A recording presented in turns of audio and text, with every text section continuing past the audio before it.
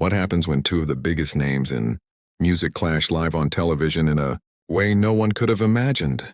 When a calm interview suddenly turns into a brutal confrontation that exposes years of secrets and betrayal. This is the moment Gwen Stefani walked off the Kelly Clarkson Show, a live broadcast that started with laughter and ended in stunned silence, watched by millions who couldn't believe what they were seeing. The show opened like any other. The set glowed under soft studio lights, cameras rolling, audience clapping. Kelly smiled brightly as Gwen took her seat across from her. But there was something in the air, tension just beneath the surface. Kelly's cheerfulness felt strained. Gwen's posture was rigid, her fingers tapping nervously against her knee. "Gwen," Kelly began in her practiced host voice, "you've been in the music industry for over 20 years now. Would you say things have improved for women?" Gwen's smile barely held. "That's a loaded question," she said quietly. "People like to pretend it's better." "Honestly, I'm not convinced." Kelly leaned in slightly, trying to keep the tone upbeat. "What makes you say that?" "The same gatekeepers still run everything," Gwen replied. "They've just learned how to hide it better." A murmur rippled through the audience. Kelly shifted in her chair, still trying to keep control. "But we've seen progress, right? More women in charge, more recognition for female producers and writers." Gwen let out a sharp laugh. "Recognition? Funny you'd say that. I remember when some people were very quick to take credit for other women's work." Kelly blinked. "I'm not sure I follow." "Oh, I think you do," Gwen said, her eyes locked on Kelly. "Breakaway." The name hit the air like a spark in dry grass. Kelly froze. "Gwen, I don't know what you're implying." "I'm not implying," Gwen said flatly. "I'm saying it. Women wrote half the songs on that album, and their names never appeared on the credits. Their demo vocals disappeared like they never existed." Kelly straightened in her chair. "That's ridiculous. Everyone got proper credit." "I would never—" "Never let your team bury inconvenient truths?" Gwen interrupted. "I have session notes, emails, voice memos. Don't make me prove it." A heavy silence fell over the room. Kelly's voice dropped to a near whisper. "Maybe there's been some misunderstanding. Let's just cut to a break." "No," Gwen said firmly. "You wanted to talk about women in music? Then let's tell the truth. The erasure, the rewriting of history to protect egos." Kelly's jaw tightened. "My entire career is built on integrity." "Integrity?" Gwen shot back. "You sat in that studio, listened to demos women poured their souls into, and then recorded over them. And now you're pretending that's progress?" Kelly's tone sharpened. "Songs evolve. Demos change. It's collaboration. When someone else writes the melody, the hook, and the bridge, and when you take the credit, that's not collaboration," Gwen said coldly. "That's theft." The audience held its breath.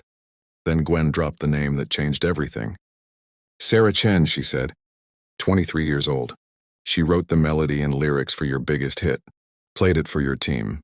6 weeks later you recorded it, same studio, same arrangement." "That's not how it happened," Kelly snapped. "Sarah was compensated for her contributions." "Compensated?"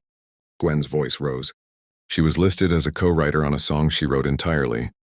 When she asked for fair credit, your lawyers buried her under so much legal paperwork she had to give up." Gasps filled the studio. Kelly's face flushed. "Sarah signed a standard contract. She knew what she agreed to." "A contract written to exploit her?" Gwen said bitterly. "Now she's working in a coffee shop, blacklisted for asking questions about her own song." Kelly's hand shook as she glanced toward the producers. "Let's move on." But Gwen continued. "And Sarah wasn't the only one. What about Marcus Williams, the young producer who built the sound that defined your third album? He gave your team full demos. You used them, fired him, and erased his name." "Marcus was difficult to work with," Kelly said sharply. "He missed deadlines." "He was gay," Gwen cut her off. "A black gay producer in an industry that wasn't ready for him. Your team used that against him. You destroyed him." "That's a lie," Kelly whispered. "No," Gwen said quietly. "Marcus told me himself right before he quit music altogether." Kelly stood pacing now. "You're making wild accusations with no proof." "I have proof," Gwen said, steady as stone. "Emails, contracts, voice memos. What will you do when it all comes out?" Kelly froze, then her voice turned cold. "You want to know what this is really about? It's about jealousy. Your career peaked 15 years ago, and you can't stand that mine's still thriving." Gwen's calm cracked. You're desperate, Kelly went on. Your last album flopped. You're not a victim, Gwen. You're irrelevant. Gwen stood slowly. Her voice trembled, but her stare didn't waver. Irrelevant? I was selling out arenas when you were still singing in church basements. I earned my success. Kelly shot back, voice shaking. I didn't have to marry a rock star to get headlines. I didn't have to keep reinventing myself to stay interesting. The audience shifted uncomfortably. You want to talk about earning success? Gwen said, her tone icy. Let's talk about what you did to get yours. The after-hours meetings. The people you used. How dare you? Kelly's voice cracked. How dare I tell the truth? Gwen snapped. You built this fake image of being relatable, humble. But underneath, you're just another puppet for the machine. Kelly's temper broke. Get out of my studio. I'm not leaving, Gwen said, standing tall. Not until people see who you really are. Security stepped closer, but Gwen didn't flinch. This is the authentic Kelly Clarkson, she said, screaming about authenticity while silencing others. Kelly's voice shook. This isn't truth. It's an ambush. A smear campaign. Gwen adjusted her dress, picked up her purse, and spoke softly. You want to know the saddest part, Kelly? I actually respected you. I thought you were different. Kelly's voice broke. You came here to destroy me on live TV.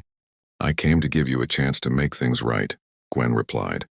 But you proved exactly who you are. Kelly's hands clenched. And who's that?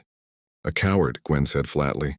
Someone who hides behind lawyers and PR, someone who lets others pay the price. For her fame. Kelly's body shook as she sat back down. I never wanted anyone to get hurt, she whispered. There are contracts, pressures, people relying on me. You can control whether you speak up, Gwen said. You chose silence. Kelly's voice cracked. You don't understand the expectations, the weight of this job. I have a family, a team. Sarah Chen had a family too, Gwen cut in. Marcus had dreams. You crushed them both. The studio was silent. Gwen turned to leave, her heels clicking against the floor. Wait, Kelly cried out, please. If I try to fix this and if I reach out, will you help me? Gwen stopped, her back to Kelly. Why should I believe you now? Because now it's public, Kelly said quietly. Now I can't hide from it. I have to face it. Gwen turned slowly, her expression unreadable. Within 48 hours, she said. Your lawyers will contact Sarah and Marcus. You'll offer proper credit, compensation, and public apologies. And you'll create a fund to protect artists from exploitation. Kelly nodded through her tears. Yes, I'll do it. And if you don't, Gwen warned, I'll release everything. Emails, contracts, receipts. I won't stay silent again. Kelly's voice broke. I understand. Gwen gave one last look, then walked off stage. The cameras stayed on Kelly, trembling under the bright lights, her face streaked with mascara. The audience sat in absolute silence. That was the day the conversation about integrity in the music industry changed forever, a moment that started as small talk and ended as a public reckoning. So what do you think? Was Gwen right to confront Kelly live on air, or should she have done it behind closed doors? Share your thoughts in the comments, and don't forget to subscribe for more stories about the moments that changed everything.